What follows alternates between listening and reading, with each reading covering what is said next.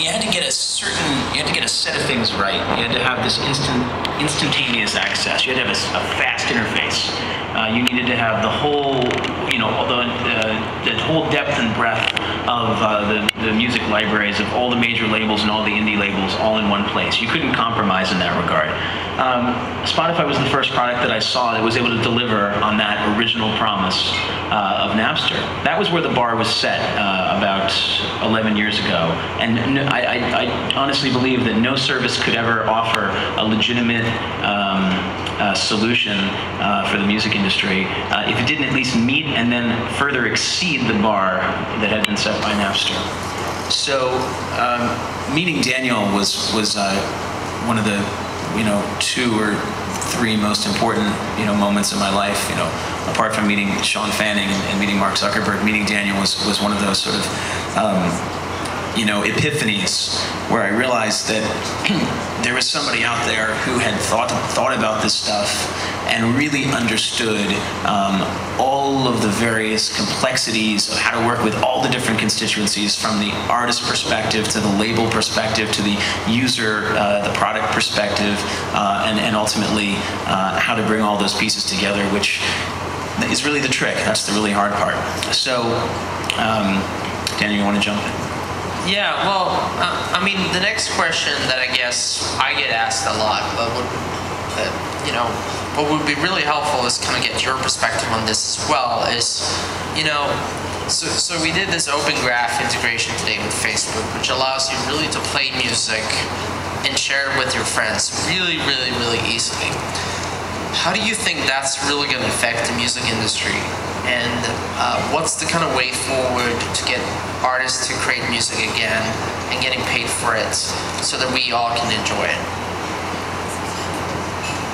One of the very important strategic decisions that Daniel and Martin had made before I became involved in the company is they released an application on the iPhone, but they chose to make that application exclusively a paid application. And this was an important idea, because Spotify is this closed system that exists on the desktop.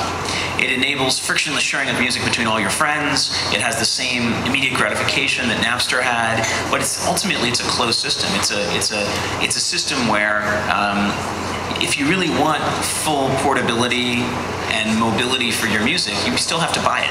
You either have to, download the songs, or you have to become a subscriber. And the iPhone app was what paved the way for that business model. These guys had come to the realization on their own just prior to our meeting that this was ultimately the most important element in monetization. That really the product that consumers were willing to pay for was convenience. In a sense, convenience had always been the product. You could in the world of CDs or vinyl or tapes, you would basically go and you buy a piece of media, and it was a physical object, and it worked everywhere. You didn't have to wonder, was it compatible with this device or that device? Did the content expire? Was there digital rights management associated with it? Once you bought the content on one service, was it going to work on other services and so forth? It just worked everywhere. And that product of convenience hadn't existed in the market for 10 years. So I think people like to talk about how piracy was one of the reasons why the music industry has been in decline. And I definitely think it is one of the reasons. But in the solving the piracy problem can't happen unless you build a service that's more convenient with piracy, more convenient than piracy. So in a sense, Spotify was the first service I ever saw that competed not with everything that preceded it, the iTunes of the world and the Rhapsodies of the world, but it actually competed with piracy. Okay, so two more kind of fun notes. In the keynote I made, one of the points I made was really how Mark Zuckerberg happens to be this big Taylor Swift fan. So I guess the question to you is... I didn't know that, actually. Oh, really? So I guess the question to you then is, what's the song or artist that you probably wouldn't want to admit that you listen to here in the room? He actually is putting me on the spot. We did not choreograph this. That I wouldn't want to admit. Yeah. Something really embarrassing. Something really embarrassing.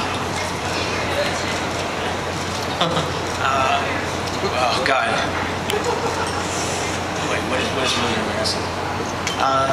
As a side story, I can only say. I'm gonna think about this while he talks. As a side story, I can only say that I don't know if it was like a few months ago when I started seeing Facebook pictures getting posted of Sean as Justin Timberlake back in NSYNC.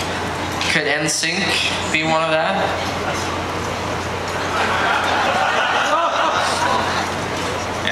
That's actually a pretty good question.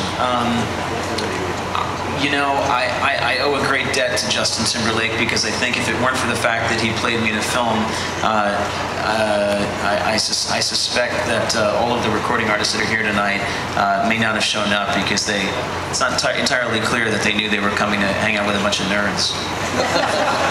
I think they may have thought that I was actually one of them. In the embarrassing band. What's your embarrassing band?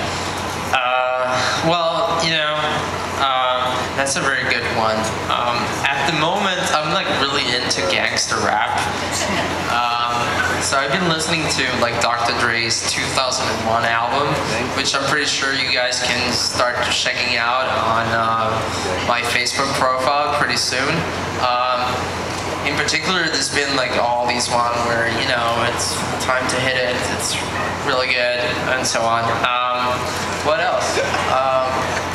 So NSYNC, no? I was never a huge NSYNC fan. I think I was a little old for it. Right, but you gotta have something. I know. You know what? If I were to get on Spotify right now, we have a playlist that actually my fiance created called Cheez It. And somewhere on that playlist is the answer to your question. Blind Melon! So we gotta check it out. Now, Blind Melon's not crap though. Blind Melon, I'm not ashamed at all of my interest in Blind Melon. So anyone get access to Sean's profile here on Spotify and can tell us the answer? I think that's, you know, where we need to get to. So, okay, let's leave that. We'll assume that Sean's a big NSYNC fan. So, another thing that I really wanted to talk to you about is how much do you think sharing and discovering music really matters in terms of getting the music industry back to where it was? Well, I mean, I obviously think this is the most important. Has been the most important unanswered question. Without services like Spotify that have a free tier of service, there's actually no way to create a social discovery of music and social sharing. Actually, I think in a sense, music discovery has always been social.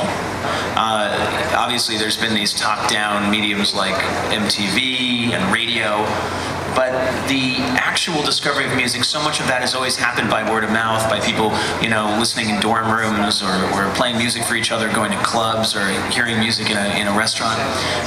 So that social process has always been the real fuel. What we've been able to do now, as a result of the integration with Facebook and the inherent frictionless distribution of Spotify, is we've been able to supercharge that social discovery. And I think that the only result, the only possible result of that, of adding that kind of rocket fuel to the natural inherent social sociability of music, is that more people than ever will experience more music than ever before. So the volumes are going to go up dramatically. As long as that is coupled with a powerful monetization platform that actually works, which is really one of the most important breakthroughs that Spotify's been able to deliver to artists and the record industry, is a monetization model that works. As long as those two things work in concert, we basically have a solution.